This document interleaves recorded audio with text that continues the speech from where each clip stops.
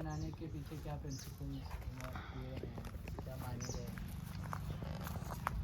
देखिए, जैसे मैं अपन लोग कल बात कर रहे थे कि कला हमारे यहाँ पे बहुत ही महत्व की चीज़ रही है। जितना ज़्यादा इम्पोर्टेंस हमने विज्ञान को दिया है, साइंस को दिया है, आज जैसे हम लोग पूरी तरह से साइंस साइंस साइंस ही सब कुछ हो गया है। क्यों करना है? साइंटिफिक है। क्यों करना है? ये साइंस में बोला गया। क्यों करना है? तो वो तो है ही, वो हमारे यहाँ पे भी था, ये चीज़ थी, लेकिन उसके साथ साथ कला बहुत ही महत्व की चीज़ थी। और कला के मैं एक एस्पेक्ट जो हुआ करता था वो डिज़ाइन का होता था कि डिज़ाइन हमारे यहाँ पे कैसे कैसी किस किस तरह की चीज़ें रही हैं। डिज़ाइन में बहुत सटल हमारे प्रिंसिपल्स रहे हैं और इसीलिए हमारी पूरी जीवन शैली, कोई भी एस्पेक्ट उठा के देख लें, चौकी बनना है तो कलात्मक है, खटिया बनना है तो कलात्मक है, बाकी सारी चीज़ें, घर के बर्तन हैं, खाने पाने की पद्धतियाँ हैं, घर बन रहा है तो पूरा कलात्मक है। तो ये पूरा कला हर चीज़ में शामिल थी। उस दृष्टि से हमको जो डिज़ाइन जो एस्पेक्ट हम लोग बोल रहे हैं, डिज़ाइन का एक बढ़िया सी एनोलॉजी गुरुजी बताया करते थे। गुरुजी कहना है कि हमारे जो कुछ वैदिक उसमें ये आता है, अध्यात्म के उसमें, कि माया और परमात्मा, ये आत्मा और परमात्मा दो अलग अलग चीज़ है। तो आत्मा हमेशा परमात्मा से मिलना चाहती है, लेकिन उसमें बीच में एक माया नाम की चीज़ आ जाती है जो आत्मा को परमात्मा से मिलने नहीं देती है। तो ये माया है क्या? तो ये माया जो गुरुजी बोलते हैं कि ये जो डिज़ाइन है हमारी, हर सारी चीज़ की जो डिज़ाइन है, यही एक माया है। यदि हम इस डिज़ाइन के घर में रहेंगे तो हम इस तरह के बनेंगे, हम उस तरह के डिज़ाइन के घर में रहेंगे तो हम दूसरी तरह के। तो एक डिज़ाइन इस तरह रहेगी जो आपको परमात्मा से मिलाना चाहेगी, एक डिज़ाइन ऐसी है जो आपको परमात्मा से, जो सांसारिक चीज़ों में ही भटका के रखेगी। आपकी कपड़ों की डिज़ाइन है, आप ऐसे कपड़े पहनेंगे, एक तरह के कपड़े पहनेंगे तो आपका मानस एक तरह का बनेगा। आप दूसरी तरह के कपड़े पहनेंगे, दूसरी तरह का मानस बनेगा। आप एक तरह के बर्तनों में, एक तरह की डिज़ाइन की चीज़ों में खाना खाएंगे तो आपका अलग तरह का होगा। दूसरी तरह के खाना तो सभी खा रहे हैं ना, नीचे बैठ के हम लोग भी खाना खा ही रहे हैं चौकियों में लगा के, और खाना डाइनिंग टेबल्स में बैठ के या बुफे सिस्टम में थालियाँ पकड़ पकड़ के सब लोग खा रहे हैं, वो भी खाना ही है। तो और जो शादियों में खाना मिलता है गिद्धभोज तरह का, वो भी एक है कि वो भी गिद्धभोज भी एक खाना है। तो ये पद्धतियाँ सब है, लेकिन किस तरह का खाना खाने से हमारी मानसिकता कैसी बनेगी, हम किस तरह का व्यवहार करेंगे, हमारे अंदर किस तरह के लक्षण डेवलप होंगे, ये सारा कुछ डिज़ाइन है। और ये डिज़ाइन किस तरह से हमारे समाज ने कभी ये सब सोच विचार के प्रकृति के साथ एक रूपता करते हुए ये निर्धारित की गई थी। इसका मूल सिद्धांत जो हम लोग कल बात की, मतलब पहले दिन बात किए थे, कि पूर्णमदः पूर्णमिदं वाला सिद्धांत, यह भी पूर्ण है और वह भी पूर्ण है। हर परिस्थिति में परिपूर्ण हम कैसे रह सकें, वो डिज़ाइन के एस्पेक्ट है। और ये इसकी डिटेलिंग बहुत लंबा, मतलब ये एक दिन का ही सेशन है जहाँ डिज़ाइन अलग अलग क्षेत्रों में डिज़ाइन को हम डिस्कस कर सकते हैं। एक महत्वपूर्ण क्षेत्र उसमें से घर है, तो घर का हम लोग उससे करते हैं, उससे आप लोग थोड़ा बहुत समझ में आ जाए शायद। घर के ऐसा है कि 5 प्रमुख लक्षण बताए गए हैं, और उधर उसमें नोटिस बोर्ड में भी लगा होगा इनको। पहला उसमें सबसे प्रमुख लक्षण है कि घर, हमारे घर का डिज़ाइन ऐसा हो कि ये 5 लक्षण उसमें हों। उसमें पहला लक्षण है कि घर हमारा ऐसा हो जो हमको आर्थिक रूप से परेशान ना करे, आर्थिक रूप से परेशान ना करे। तो हम लोग मितुल जब डिस्कस कर रहे थे कि क्या कॉस्टिंग आ रही है घर की, या इस पूरे कैंपस की क्या कॉस्टिंग आ रही है, एक दिन बैठे थे ना वहाँ पे, तब जो डिस्कस चल रहा था। तो ये आप आज जो घर बनाना अपने आप में एक आर्थिक रूप से परेशानी भरा चीज़ है या नहीं है? जिस तरह की घर की हमारी सारी चीज़ें हो गई हैं, 50 लाख, 1 करोड़, 1.5 करोड़, और मतलब अपर वर्ड्स तो कुछ है ही नहीं है। लेकिन मिनिमम भी आप बात करते हैं तो 40-50 लाख रुपए से नीचे घर ठीक ठाक जो अपने जो एक अर्बन इलाके में बनने चाहिए, उससे कम में नहीं बन रहे हैं। और यदि हम उसको बना रहे हैं तो एक तो पहले हम उसको कमाएं फिर बनाएं, या फिर लोन लेके बनाएं तो आपकी ईएमआई के लिए पूरे लगातार परेशान रहें। तो ये आर्थिक रूप से आपको कितने तरह से ड्रेन आउट कर सकता है, करता है, ये हम आज समझ रहे हैं, जान रहे हैं, देख रहे हैं। लेकिन कभी हमारे यहाँ पे इसकी पद्धतियाँ ऐसी थी कि आसपास की चीज़ों से ही सब कुछ बन जाता था, पूरी चीज़ें। गांधी जी की उसमें तो जिक्र आता है कि 5 किलोमीटर दूर से ज़्यादा, जब उनका सेवाग्राम बनाने की बात चल रही थी, तो कुछ उन्होंने कंडीशंस लगाई थी कि घर, बजाज जी थे वहाँ तो वर्धा में, तो बजाज जी को पैसे की तो कोई कमी थी नहीं, और वो बनाना चाह रहे थे उनके लिए। तो लेकिन उन्होंने जो कंडीशंस लगाई थी वो ये था कि घर की सामग्री जो है 5 किलोमीटर रेडियस से ज़्यादा दूर से नहीं आनी चाहिए, मैक्सिमम 5 किलोमीटर, और लागत पूरी घर की जो है 500 रुपये से ज़्यादा नहीं आनी चाहिए। 500 या कुछ ऐसे कुछ था, मतलब 500 रुपीज़ से कम होना चाहिए कॉस्ट। घर का 500. Oh, during the olden days. Not olden time, Gandhi's time only, 100 years back only. 1930 में, अभी तो 100 years भी नहीं हुए. 1930 में बना था ना सेवाग्राम, कब बना था?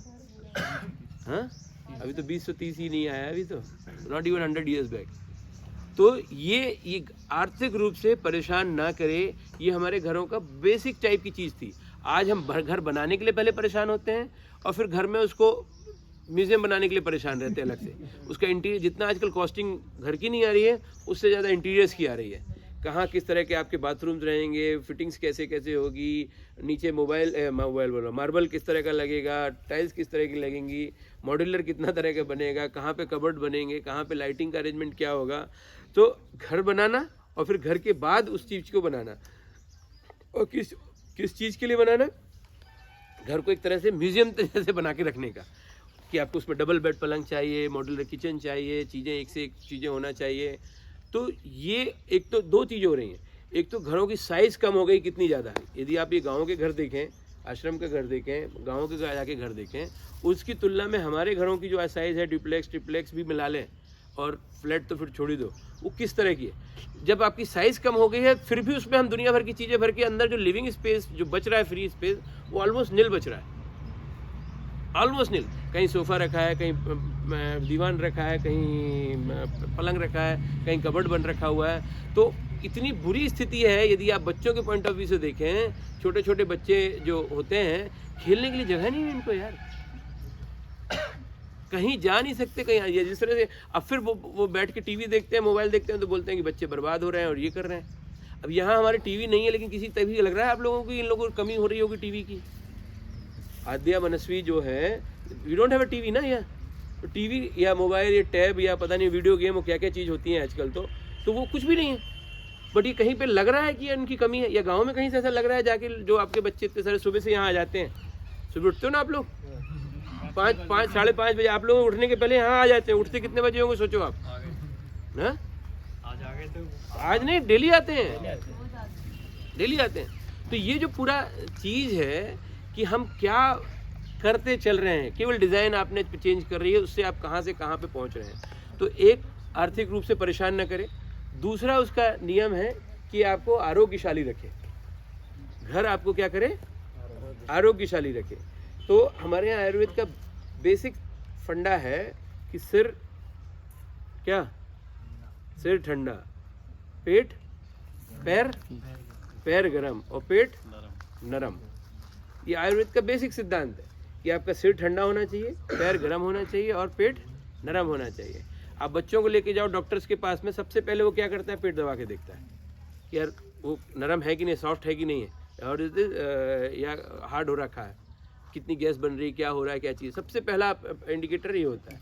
फिर दूसरा इंडिकेटर हम लोग हाथ रख के क्या देखते हैं, जब भी कोई बुखार हो, कुछ हो, तो सर को ही आप चेक करते हैं ना सबसे पहले. कि तो सर हमेशा कैसा होना है? ठंडा होना है, गर्म नहीं होना है, ठंडा होना है. हाँ, ठंडा होना, सॉरी. और पैर क्या होने हैं? गर्म होने. और इसीलिए हम बोलते हैं ना, पैर ठंडे पड़ गए. कोई मरमुरा जाता है तो आदमी ये बोलता है आदमी की, हिंदी में तो कहावत ही है कि पैर ठंडे पड़ गए उसके. ग्रेनाइट लगे तो वो गर्म नहीं रहता है, ठंडे रहता है. ठंडे रहता है. तो आज ये आयुर्वेद का बेसिक सिद्धांत ही हमने अपने घर की डिज़ाइन में पूरा उल्टा कर दिया. सर हमेशा आपका गर्म रहता है, पैर हमेशा आपके ठंडे रहते हैं. जिस तरह के आपने मार्बल्स, टाइल्स और पता नहीं क्या क्या लगा रखे हैं, उसके कारण पैरों की हालत, कहीं भी जाइए, कश्मीर में भी वही चीज़ मिलेगी, कन्याकुमारी में भी वही चीज़ मिलेगी. बेसिक सिद्धांत जो हमने उल्टा कर रखा है. ठीक उसी तरह से जब सीमेंट के घर आ गए हैं, एक तो क्या होता है, देखो सिंपल सा सिद्धांत है साइंस का कि हवा गर्म होती है तो कहाँ जाती है? ऊपर जाता है, ऊपर उठती है ना. हवा गर्म होती है तो ऊपर उठती है. तो आपके जो सो कॉल्ड वेंटिलेशन वाले जो इतने आर्किटेक्ट हैं कि यहाँ क्रॉस वेंटिलेशन हो रहा है, ये वेंटिलेशन हो रहा है, बट बेसिक वेंटिलेशन आपका कैसा होना चाहिए? ये हवा ऊपर से निकलने चाहिए, गर्म हो. और आज हम सीमेंट के घर बना रहे हैं जो कि फ्लैट रूफ वाले हैं, तो वहाँ वो तो गर्म हो ही रहा है और वहाँ से कोई निकलने का स्कोप नहीं है.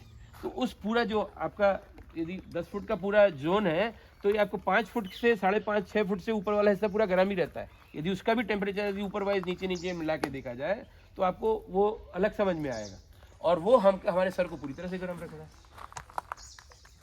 दूसरी चीज़, हमारे यहाँ जो छतें हुआ करती थी ये इस तरह की क्या बोलते हैं इसको, स्लोप वाली हुआ करती थी। ठीक, किसी जगह 2 स्लोप है, किसी का 4 स्लोप है, तो या तो 2 साइड में होगा, ये चारों साइड में होगा। जैसे ये 4 साइड वाला है, वो 2 साइड वाला है, तो आपको सूरज हमेशा आपके ऊपर नहीं पड़ेगा। सूरज अभी यदि उत्तर से उग रहा है तो आपका हाफ टाइम में हमेशा शेडेड एरिया रहेगा। इस तरफ से गर्म होगा, इस तरफ से लेकिन ठंडा होगा। जब इस तरफ आएगा तो इस तरफ ठंडा होगा।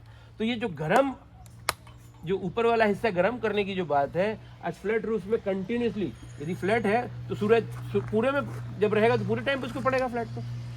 ऐसे आरोग्य से संबंधित ढेरों नियम है। घर में यदि आप गोबर से लिपाई करके रखते हैं तो गोबर का बहुत ही सिद्धांत है कि ठंडी में आपको 2 डिग्री गर्म रखेगा और गर्मी में आपको 2 डिग्री ठंडा रखेगा। जो आपका बाकी टेम्परेचर है, उस टेम्परेचर से 2 डिग्री जो रेगुलर रूम टेम्परेचर से अपने आप डिफरेंस दिखेगा। और मार्बल के साथ में क्या है, गर्म होगा तो गर्म होगा कि ठंडा होगा? वो पत्थर जितने भी तरह के हों, ठंडे के समय में ठंडा होगा।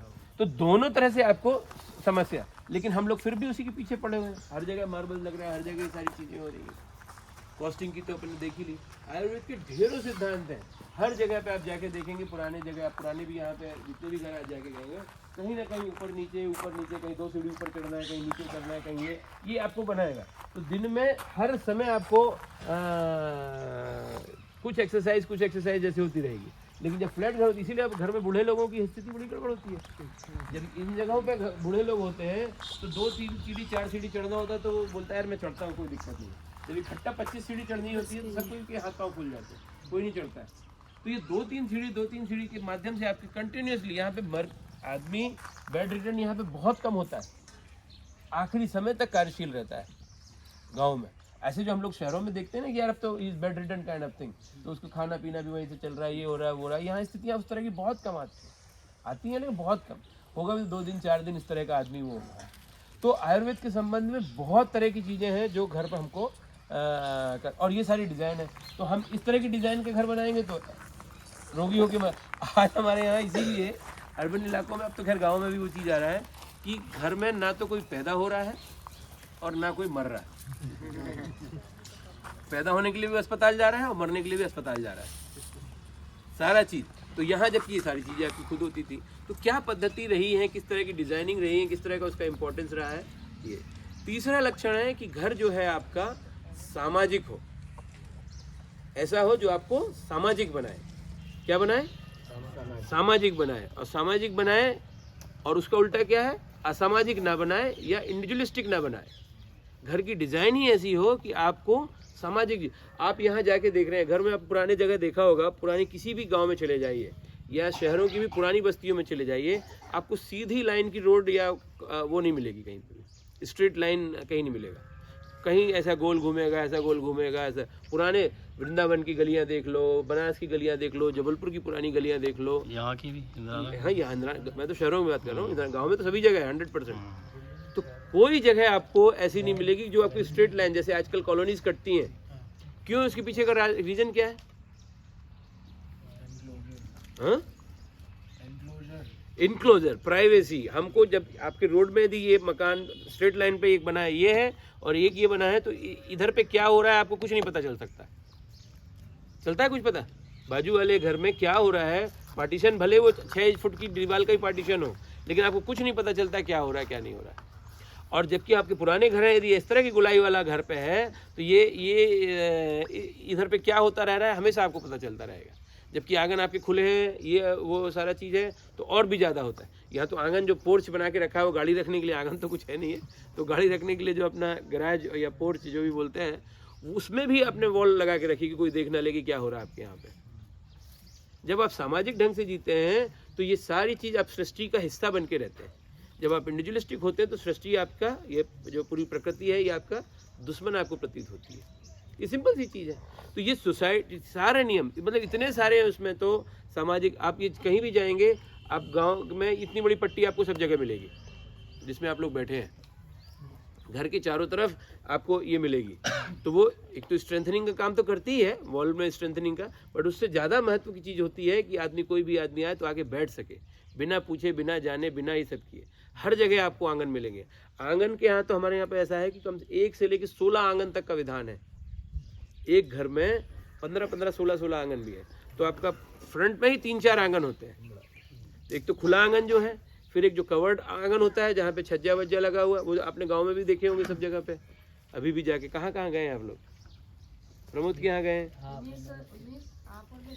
जस्सू चाचा के पास हल्के। हाँ, सब हल्के चाचा के पास जाएंगे तो बाहर का आंगन अलग होगा।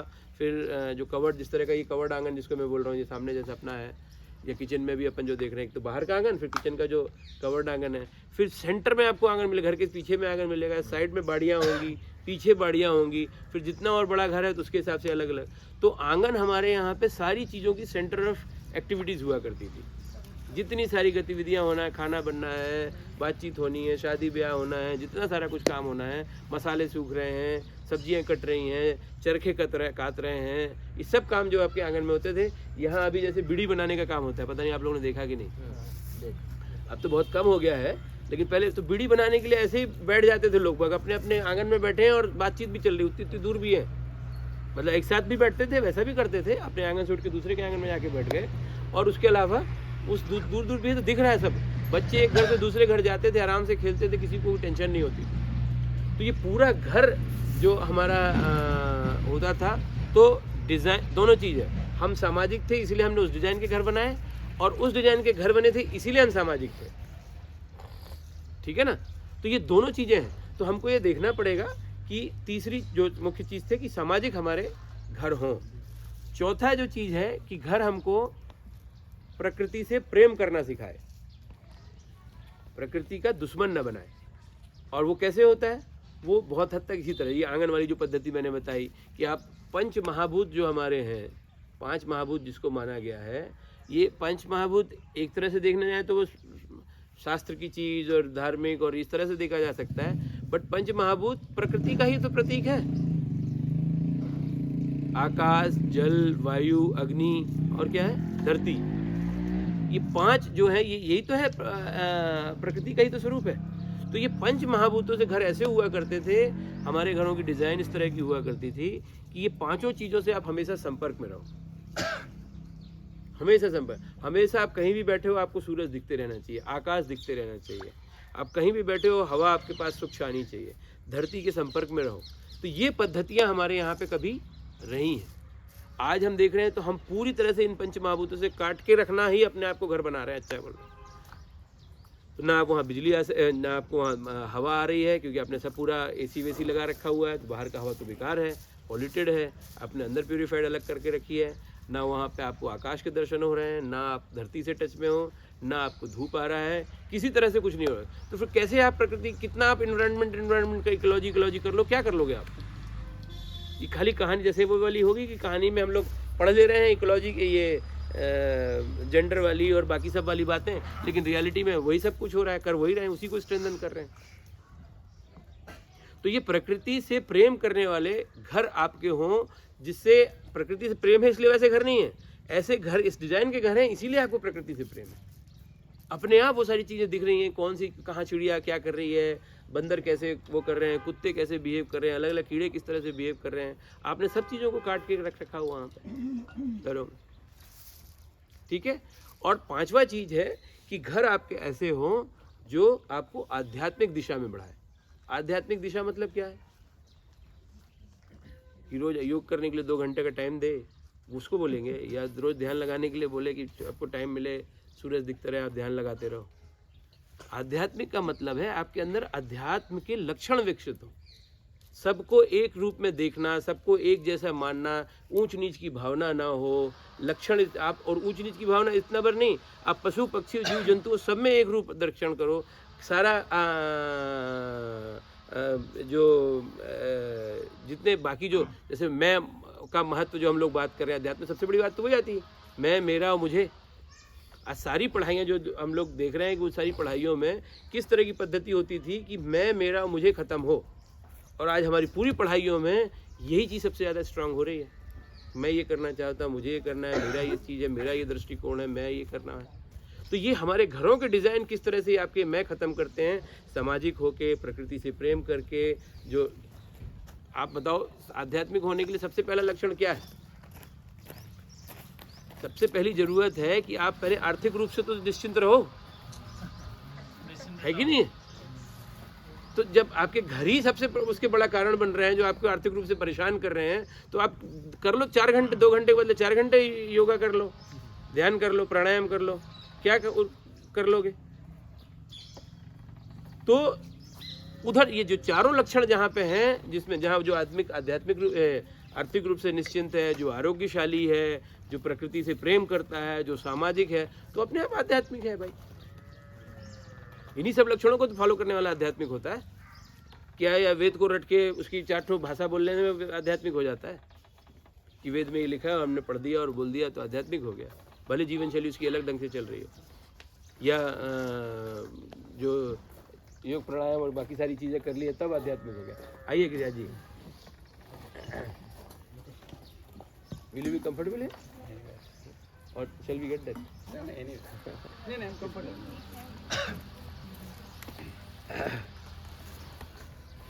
तो घरों के ये लक्षण हमको देखना पड़ेगा, और ये एकमात्र है, ये डिज़ाइन का जो एस्पेक्ट है, this is just an example to sort of for you to understand कि कितना इम्पोर्टेंस है डिज़ाइन का, कला का, सौंदर्य दृष्टि का हमारे जीवन में। ये केवल वैसा बस नहीं है कि यार मेरे को ये डिज़ाइन पसंद है तो मैंने ये कर लिया, मेरे को वो डिज़ाइन पसंद है, इसमें ये वाला कट कुर्ते का ऐसा आ जाएगा तो बहुत बढ़िया हो जाएगा, और वैसा वाला कट आ जाएगा तो वो हो जाएगा, समझ रहे ना? तो और ये सारी चीज़ों में हमारी वेशभूषा में, हमारे उसमें, अब जो मैं आपको बात कर रहा था कि हमारे यहाँ सिले हुए कपड़े पहनने निषेध माने गए थे, that was also design decision.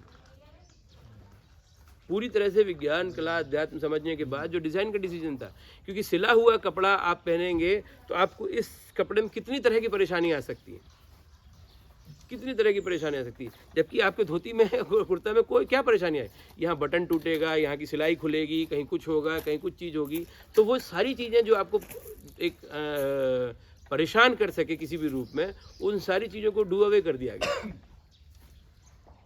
तो अभी इसके लिए हमको वैसा पहनना है, उसमें क्यों पहनना है? क्योंकि वेदों में बताया गया है, शास्त्रों में कहा गया है। एक तरीका वो है, अब ऐसा मान के देख लो, और एक तरीका ये कि भाई उसके लॉजिकल चीज़ें हैं, क्यों करना, उसके सीधे सीधे हेतुवादिता जिसको कहा जाए, कि उसके पीछे there is some reason, logic, why we have come to a particular decision, a particular style of doing things. तो ये एक मेरे ख्याल से ये एक परिचय पात्र है, अगेन इसी दृष्टि से ये पूरा नहीं है, ये भी एक दिशा है, इस दिशा से भी चीज़ें देखी जा सकती हैं, इस तरह से भी गौरव हम सोच सकते हैं, है ना? ठीक है।